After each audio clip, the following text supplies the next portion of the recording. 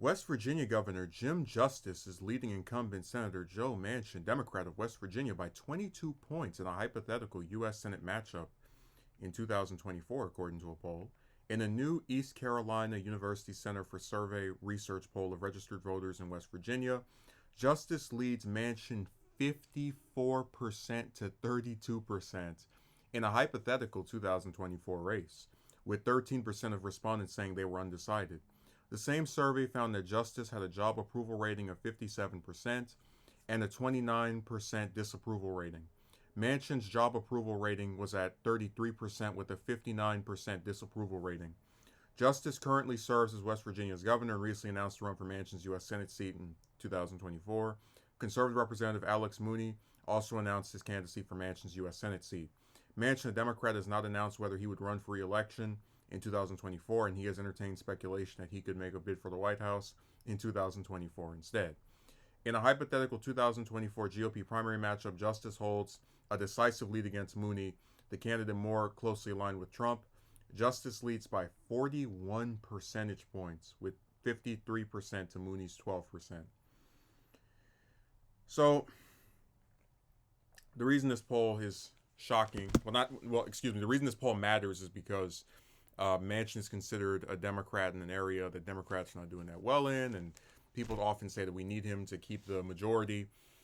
But I find it very interesting that he has a giant disapproval rating, because I do think there are Democrats in West Virginia that see him for what he is, which is someone who blocks really any semblance of progress from being made, and kind of handcuffs the Democrats and gets away with it because they have a D by their name. Oh, me being here somehow benefits you guys by having a majority, even though with your majority you still can't pass things because I block all your stuff. But still, me being here is somehow good.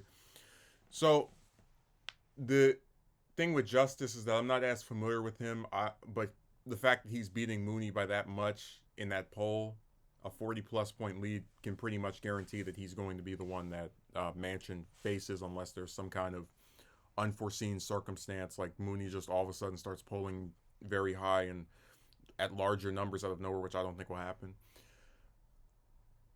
And a lot of people that are Democrats on our left wing or whatever, they'll get mad at you for saying Manchin not only should lose his Senate seat, but he should have lost it back in 2018.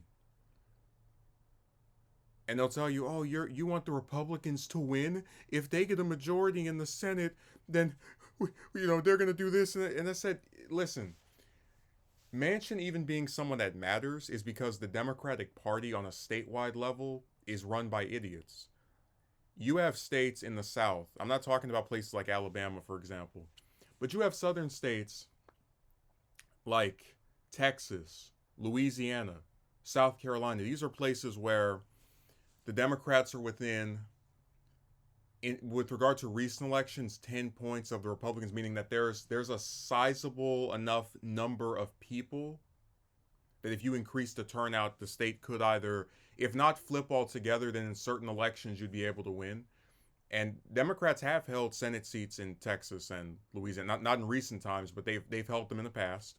And they have a very large number of registered Democrats in those areas who just are not inspired by the candidates that they have or feel like they're being reached out to in any way.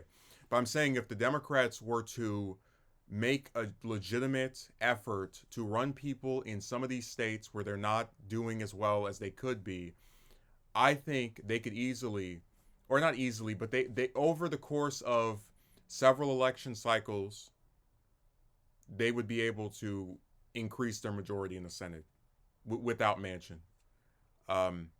Again, the argument is, oh, we need a conservative Democrat to keep this seat in West Virginia. Look at what happened in Alabama with Doug Jones. I mean, you get this conservative Democrat who votes for banking legislation, opposes single payer, and then what happened after he barely won his Senate seat against someone accused of child, I don't even want to know what the term he uses, but someone who had allegations of being a groomer. What happened after he won that seat? He ran again and lost to a Republican, and it didn't matter how right-wing he tried to pretend to be. The Republicans picked a Republican over a Democrat that acts like a Republican. So Manchin is basically, I think, feeling the burn of that, of like, Republicans are going to vote for the Republican, which is why there's this 20-point lead. And then at the same time, I'm not inspiring Democratic voters to come out and support me because I'm known as the Democrat, along with Cinema over there in Arizona, who is most likely to block or hinder progress from being made.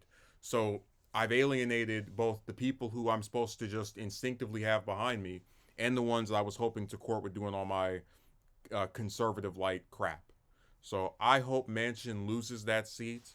I hope the Democrats actually try to work to get some seats in other states like Texas and Louisiana. And again, this is a party that is not. It doesn't even try to be a 50-state party. It lets the Republicans have all of the South, except Georgia, and even that's debatable. Um, it lets Republicans have most of the governorships, and it's just pathetic. Like I'm really disgusted that this party is so like beholden to one crappy senator that they're like, oh man, we gotta make sure we come out and support him, and even though he actively ruins everything we're trying to do, we have to make sure. Like, no, to hell with him and his seats.